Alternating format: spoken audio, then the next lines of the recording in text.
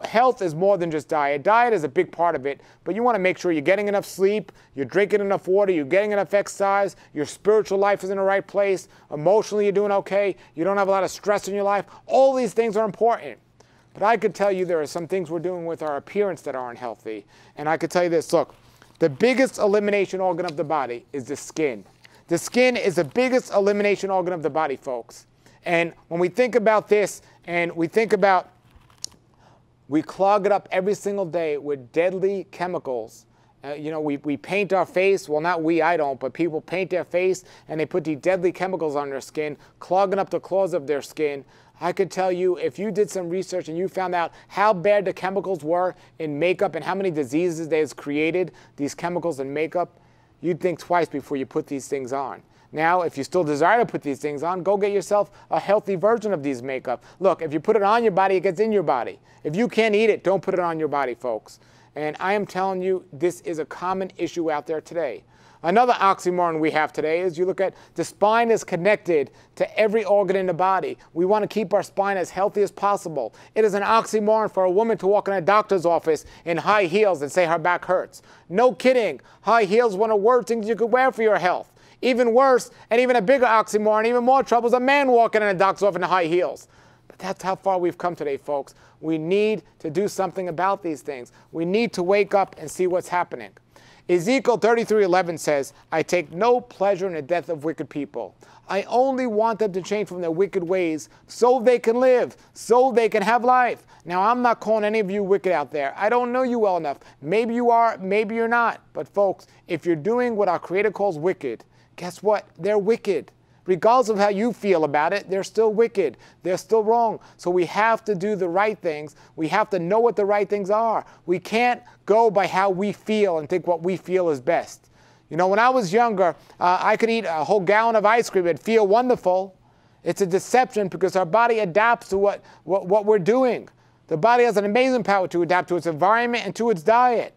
But just because it feels okay doesn't mean it's okay. We have to understand this. You know, look, if I took a cigarette and smoked a cigarette, I'd start coughing. If you take somebody who's been smoking cigarettes for the last 10 years and they smoke a cigarette, they could probably get through the whole cigarette without coughing as much as I would. Now, if somebody was just going by how they feel or how it looked, people would think that I had weak lungs and that person had stronger lungs. Well, that person's going to end up coughing a lot more later on and doing a lot more damage. The healthier you are, the more your body can react and respond the way it should. Yes, we should feel well when our body is truly acting the way it should and telling us the true answers. Now, if I have some ice cream, right away I'm going to get sick. It's not that my body's weaker. It's that now it's responding immediately to the things that I shouldn't be putting in there.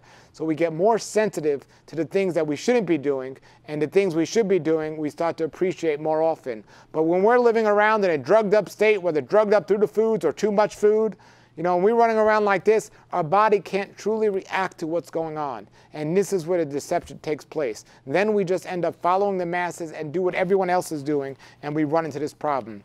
Amos 5:14-15 says, seek good and not evil, so that you may live. And so our wonderful Creator will be with you.